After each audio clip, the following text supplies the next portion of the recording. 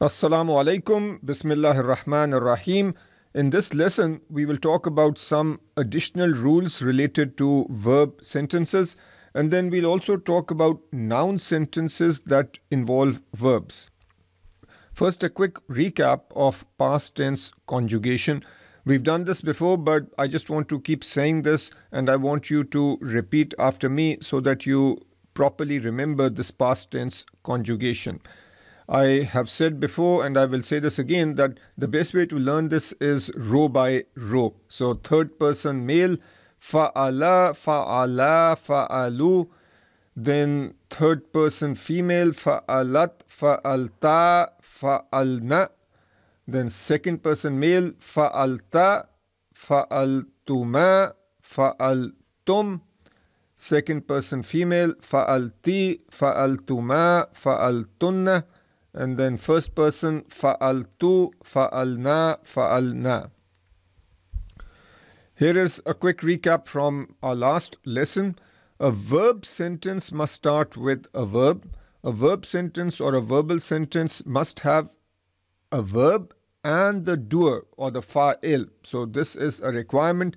In some cases, we can also have the object. Each word in our conjugation is actually a sentence. So if I say you studied, darasta, that in of itself is a sentence. If we want to specify the subject or the fa'il in a verbal sentence, the fa'il will be in rafa form. And if this is a verbal sentence, then the fa'il will come after the verb, because by definition, a verbal sentence must start with a verb. So, daraba hamidun means that Hamid hit. The negation of a past tense verb is done using ma. So, ma fariha means he was not happy. Now, let's move on to new material. So, additional rules for verbal sentences. When the doer or the fa'il is explicit, by explicit, I mean that we are mentioning the fa'il. If I just said kataba, the fa'il is just implied in kataba that he wrote. But if I am saying that the teacher wrote, I am making the doer explicit. The doer here is the teacher. And the point is that whenever the fa'il is explicit, the verb will be singular even if the fa'il is plural. So whether the fa'il is al-mu'allim, the teacher, mu'allimani, or al-mu'allimuna, so the verb is going to be singular. And this is for a verbal sentence where the verb comes first. So notice in both these cases, the verb is singular, and generally the gender matches. Al-muallimu is a single male teacher or the male teacher. Al-muallimani is two male teachers. Notice that kataba is male. So kataba would be he wrote. And here I have muallimatu. So the fa'il here is the female teachers, and the verb then is still singular. So the verb is katabat. But when we have this third person singular female, which is katabat, saying katabat al-muallimatu doesn't sound very smooth. Therefore, rather than using this sukoon, we put a kasra. This is just the way we read. So, katabat al-muallimatu becomes katabatil muallimatu. Next, if the explicit doer is the broken plural of something other than human, angels, and jinn, so I will refer to this as non-Haj, then the verb is usually singular and female. For example, I have al-jimalu. So al-jimalu is male camels, clearly something other than humans, angels, and jinn. So I will say dahabat, which is female, but then as I mentioned, we don't use the sukoon, we use a kasra or a zair over here to connect the two. This becomes dahabatil jimalu. And here dahabatin nuqu. So an-nuqu is female camels. Notice whether we are talking about female camels or male camels, the verb is feminine. There are some situations where the verb can be male singular or female singular. And those three situations are shown here. The first situation is that the fa'il or the doer is a human, angels, or jinn, broken plural. Ar-rijalu is men, so clearly this is human and this is a broken plural. So notice we can either say talaba, which is male, so talaba rijalu, or we can also say talabatir rijalu. Both are okay. Next is fa'il is a collective noun. Al-qawmu, a nation, is a collective noun. So we can say ghalabatil qawmu or ghalabal qawmu. In other words, we could use the male form or the female form for the verb. And the third situation is where the fa'il is a born female, something like Shamsun. So something that's not inherently male or female. Shamsun is sun, so sun is neither male nor female, but in the Arabic language, it's just been said or assigned that the sun is female. And here we are saying that if the fa'il is a born female, then the verb could either be male or female. So tala ash-shamsu or tala atish-shamsu. So this is male, this is female, both are okay. All right. The rules I've given you might seem intimidating, so I will give you a couple of basic takeaways. The first is that when you are listening to Arabic, or more specifically listening to the Quran or reading the Quran, don't get too hung up on the verb gender. Sometimes you will see that the fa'il or the doer is male, but the verb is female. Sometimes you will see that the verb is male. I would suggest that don't get too hung up, so don't try to remember every minute rule. Just recognize that there is flexibility in terms of male and female.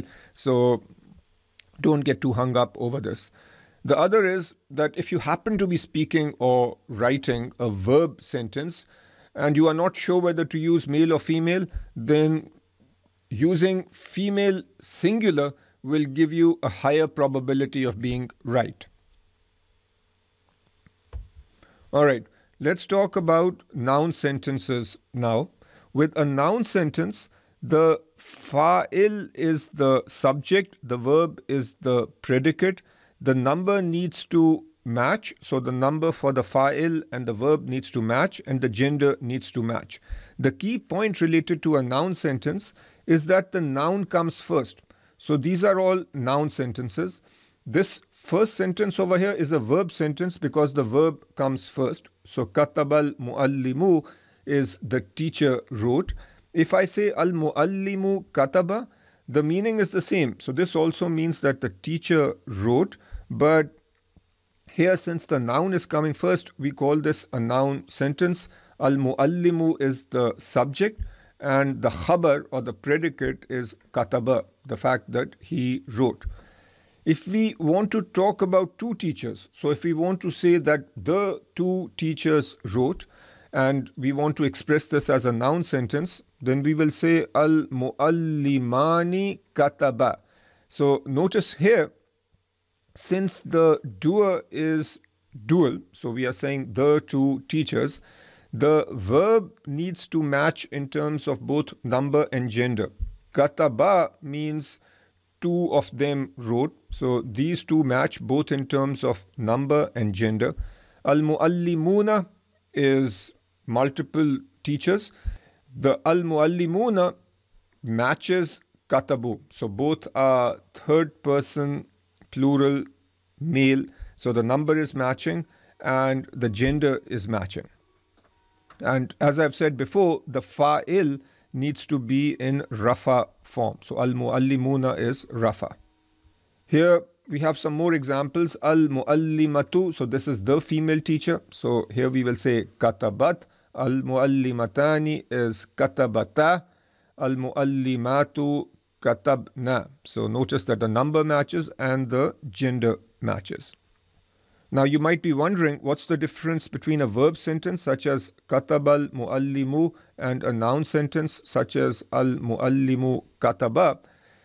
The verb sentence katabal muallimu is a response to the question who wrote. So if we say who wrote, then the answer would be kataba muallimu. So essentially, the question is who wrote, so we are beginning our response with writing. So he wrote, and who wrote? Al muallimu. So the muallim or the teacher wrote. If the question is what did the teacher do, then we will start our response with the teacher. The teacher wrote. So al muallimu kataba would be a response to the question what did the teacher do.